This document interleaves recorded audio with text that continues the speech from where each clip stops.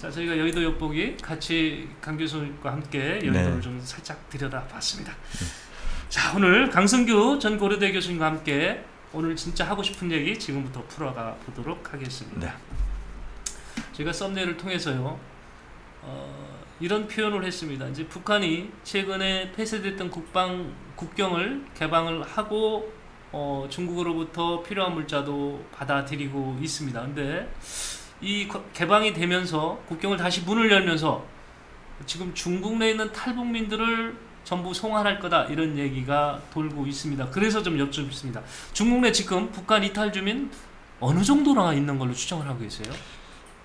이제 여러 단체, 예. 또 협회, 또 뭐 우리 정부나 네. 이 보는 시각에 따라서 좀 숫자는 많이 차이가 있거든요. 네. 근데 최저로 보면은 뭐 10,000명 정도가 있을 것이다 이런 분도 있고, 네.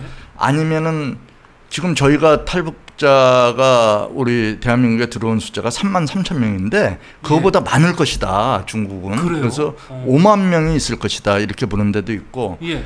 또 종교 사역을 통해서 하시는 네. 그런 뭐 여러 보호소를 운영하시는 분은 아니다. 10만 명은 넘을 것이다. 예, 이런 분도 있어요. 예. 그래서 우리가 종잡을 수 없는데 10,000명에서 10만 명 사이는 있을 것이다. 이렇게 보고 있습니다. 네. 최하 10,000명에서 10만 최고 명. 10만 명까지. 네네. 예. 네. 그 이분들이 그런데 최근에 이제 코로나 때문에 북한도 국경을 닫은 지가 몇 년 됐잖아요. 네네. 근데 그동안 이분들이 움직이질 못했을 텐데 네네. 언제 탈북하신 분들입니까?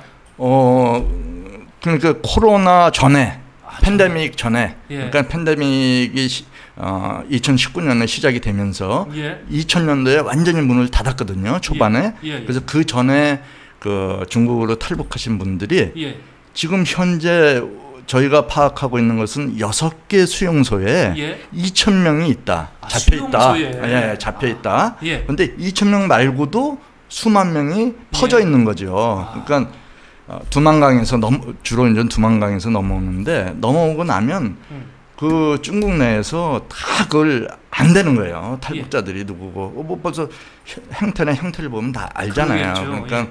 그 중에 좀 그 젊은 여자들은 또 예. 저쪽으로 팔려가기도 하고 또 그렇지 않은 사람은 더 또 뭐 인물이 없다거나 예. 또 그런 분은 또 더 깊은 농촌으로 팔려가기도 하고 예. 뭐 이러면서 그게 스며드는 거죠. 중국 쪽으로. 그래서 중국의 한족하고도 강제 결혼을 당하는 경우도 많고 예. 또 조선족하고 하는 경우도 많고 네. 또 중국의 시골이나 촌으로 팔려가는 경우도 많고 다 산재에 있는 겁니다 지금. 그러니까 2,000여 명이라고 하는 부분은 중국 내 있는 수용소에 이미 잡혀 있는 네네.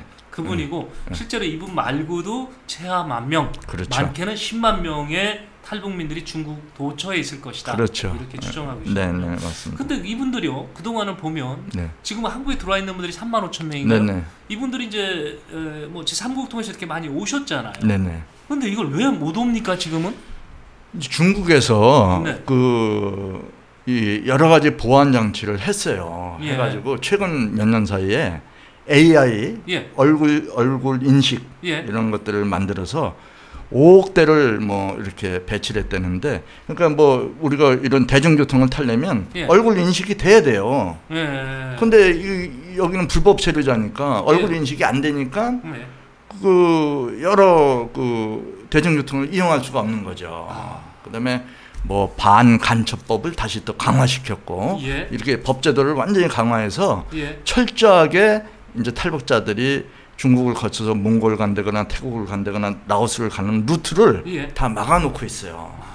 그러면 가는 길은 뭡니까? 가는 길은 뭐 어떻게 우리가 마이크로버스를 빌린다거나 무슨 뭐 이렇게 차량을 빌려서 진짜 두만강 저 중국 꼭대기서부터 네네. 저 남쪽 태국까지 라오스까지 가야 되는데 그 비용이 만만치가 않고 갈 수가 없는 거죠. 그래서 넘어오기가 힘들어진 거예요. 그러니까 중국 내 단속이 너무 심해졌죠. 이동 자체를 못하게 지금 막고 있군요. 그리고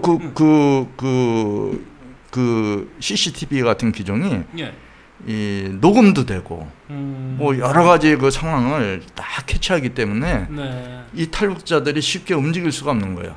그리고 중국이라는 나라가 공안이 세잖아요. 그렇죠. 공안이 우리나라 경찰인데 그 사람들은 뭐 기소권도 갖고 있어요. 기소권도 갖고 있고 직결 심판도 할 수 있습니다. 이야. 그 경찰서장 정도 되면 총을 휴대하고 있고 직결 그 사형을 집행할 수 있거든요. 예. 그러니까 막강한 권한을 공안이 갖고 있고 그 공안이 중국 전역을 그 중앙 집중 체제로 그걸 관리하고 있는 거예요. 예. 그러니까 공안에서 조금 심하게 이렇게 탈북민을 관리하고 잡아들여야 되겠다면 금방 잡아들이는 거죠. 그렇군요. 이게 제도적으로 네. 시스템적으로 네. 바로 잡아들인. 근데 여하튼 잡아들인 건 아니잖아요. 네네. 그럼 중국인들이 솔직히 중국 정부가 네. 탈북민에 대한 생각을 어떻게 하고 있는 거예요? 그러니까 탈북민 자체가 네네. 지금 저희들이 최근에 2010년 그 뭐 2010년 전에는 진짜 배가 고파서 예. 고난의 행군 때문에 예. 살기 어려워서 넘어온 애도 많이 있습니다. 네. 근데 2010년이 지나면서 장마당이 활성이 되고 예. 이제는 중산층이 넘어오는 거예요. 2010년 이후는. 네. 그런데 이 사람들은 무슨 뭐 경제적인 문제가 아니고 예. 자기의 어떤 그 지위 예. 또 법적인 문제 네. 또 어떤 또 하나 더 나가면 이념 문제 또 더 나가면 자유에 대한 갈망 예. 인권 이런 것 때문에 넘어오는 경우가 많거든요. 근데 그런 넘어온 것들을 중국은 어떻게 생각하냐?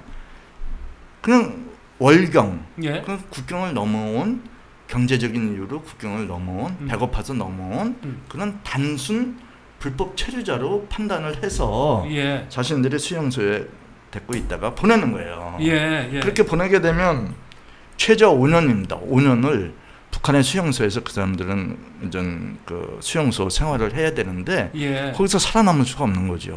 뭐 구타도 심하고 오직 하겠습니까? 그러니까 지금 중국은 탈북민에 대해서 그렇게 심각하게 생각은 안 하는 건가 봐요. 그냥 국경을 넘어온 월경자 정도. 네, 그러니까 그렇죠. 범법자. 예. 그 단순 월경했으니까 예. 단순히 보내주겠다 하는데 예. 그건 아니죠. 우리 국제적으로 유엔에서 지정한 난민에 대한 지위가 있어요. 예. 그 난민에 대한 지위가 뭐냐면은 제가 한번 읽어드리겠습니다. 예. 1951년도에 유엔에서 채택한 난민 지위에 관한 협약이 있어요. 이걸 다른 말로 또 국제 난민 조약이라고 하는데 예. 거기서 분명히 이렇게 되어 있습니다. 난민이란 인종, 종교, 국적, 특정 사회 집단에 예. 소속 또는 정치적 견해를 이유로 예. 박해를 받게 될 것이라는 충분한 이유 있는 공포 때문에 예. 자국 국적 밖에 있는 자 및 자국의 보호를 받을 수 없거나 그러한 공포 때문에 자국의 보호를 받기를 원하지 않는 자 이것이 난민이거든요. 네. 그러니까 충분히 북한에서 넘어온 사람들은 우리가 난민으로 규정을 하고 더 중요한 거는 그 난민하고 인터뷰를 해야 되는 거예요. 예. 그래서 어떻게 할 거냐? 도로 북한으로 갈 거냐?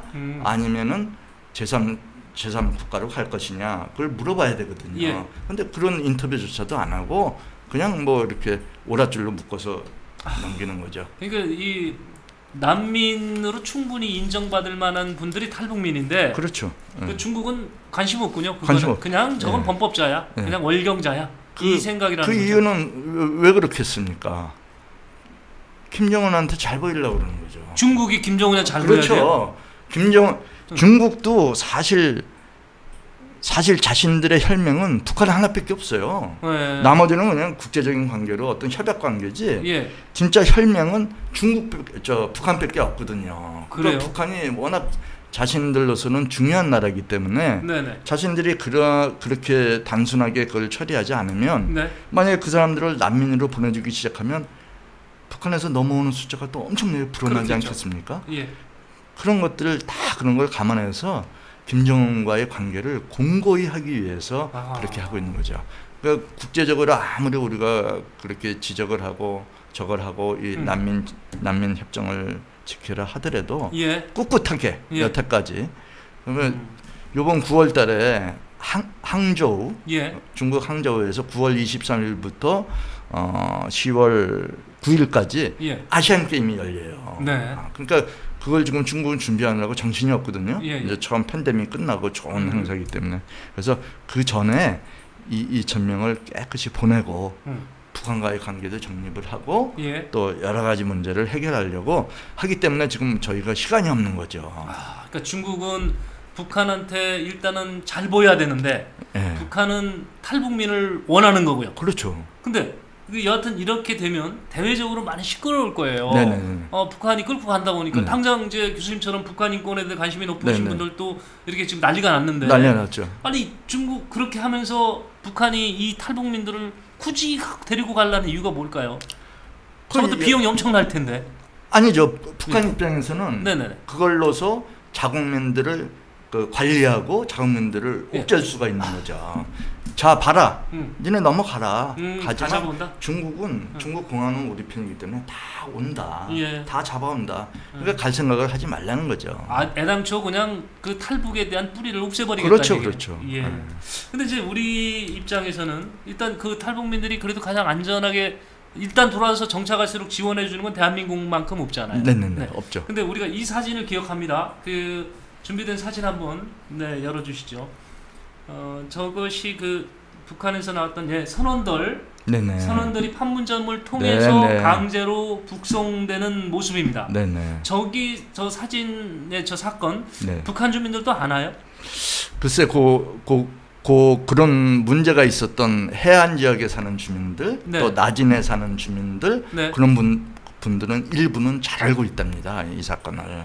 사건의 전말이요? 네. 그리고 실제적으로 뭐 그렇게 뭐 살해를 하고 네. 죽이고 예. 그런 사람, 그 사람들이 와서 이제 18명인가 19명 죽였다고 그러고 이제 예. 조사도 받고 했는데 실제적으로 죽인 거는 그 두 사람이 아니고 다른 사람이다. 이런 얘기도 유포가 돼 있고요. 네. 그래서 그 지역에 사는 사람들, 그리고 그렇게 뭐 어업 활동을 하는 분들은 다 알고 있답니다. 그럼 지금 저 부분이 그분들이 알고 계신 분들이 네. 한국 정부가 저분들을 강제로 보냈다. 네. 이 사실도 아는 분들이 있겠네요. 그렇죠. 거기에 대해서 굉장히 이제 당혹해하고 예. 지금 이제 이쪽 두만강, 압록강 지역은 팬데믹도 팬데믹이지만 네네. 완전히 우리나라 휴전선처럼 예. 완전히 지역을 다 정리해서 아주 적나라하게 넘어가는 것을 감시하고 있습니다. 중국은 중국대로 아주 최신의 장비로 감시를 이미 끝냈고요. 예. 그 국경 지역을. 네네네. 이 북한도 그걸 우리 DMZ처럼 다 이렇게 정지 작업을 해서 다 보고 감시가 굉장히 심해졌어요. 예. 자, 그렇다면 육로가 그렇게 막히면 길은 우리 해안밖에 없지 않습니까? 그렇죠. 수로밖에. 예. 그래서 수로로 넘어올 가능성이 지금 많은 거예요. 예. 많은데 지금 저렇게 이제 우리 문재인 정부가 온 사람을 데려 예. 갖다 바치는 예. 형태가 됐기 때문에 수로로 넘어오는 것도 지금 굉장히 버거워하고 있다. 예. 근데 북한 주민들은 넘어오면 중국과도 수용소 갔다가 강제로 올 거고 네. 한국 정부가도 판문점 그렇죠. 통해서 보내고 네. 이렇게 지금 생각하고 있다면 네네. 저분들은 진짜 갈 데가 없을 것 같은데 그렇죠. 한국 정부가 어떤 정권이 바뀌면서 네네. 그래도 지금은 괜찮다 이런 생각들을 하고 있을까요? 그런 메시지를 우리가 보내고 있죠. 그런 그래요? 메시지를 저희가 이제 저도 뭐 KBS 라디오 한민족 방송 오래 했지만은 네.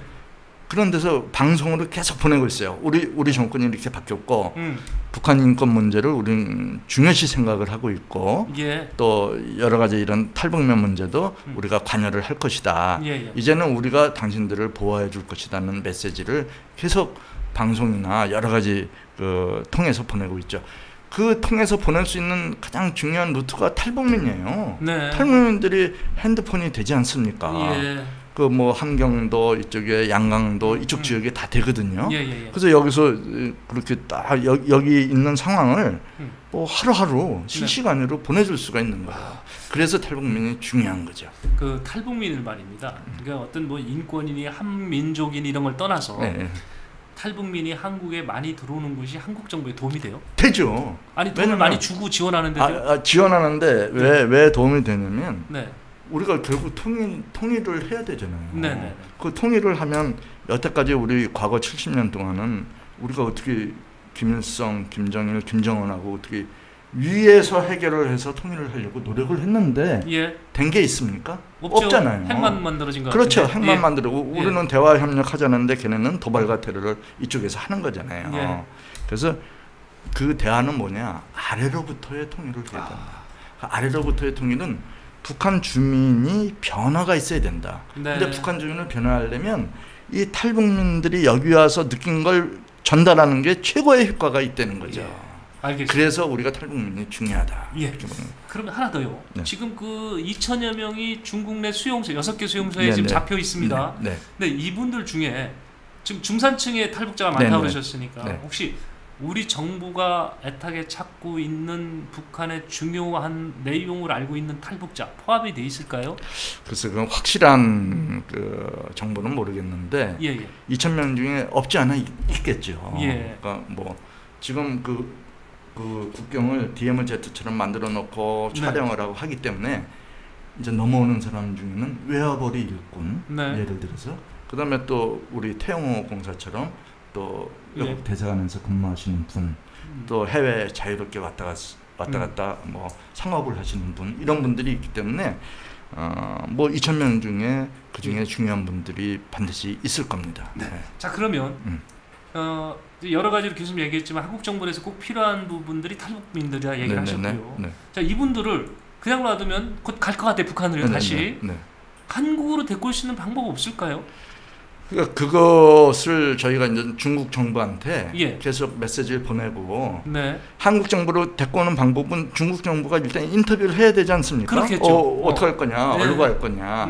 근데 이게 약간 애매한 게 그렇게 단순 월경으로 와서 네. 보냈을 때, 예. 북한에 보냈을 때 가장 중요한 죄가 뭐냐면 한국에 가려고 추라이를 했던 사람, 네. 한국 쪽으로 가려고 음. 그 뭐 루트도 알아보고 가려고 준비를 했던 사람, 네. 이건 아주 중범죄예요. 거기다가 또 하나 중요한 거는 한국 사람을 접촉했던 사람, 한국에 가려고 예. 뭐 한국 대사관 직원도 있고 아니면 한국에 온 관광객도 있고 예. 한국 사람과 접촉했던 사람, 이런 사람은 완전히 북한에 돌아가면 중범죄로 큰 벌을 받거든요.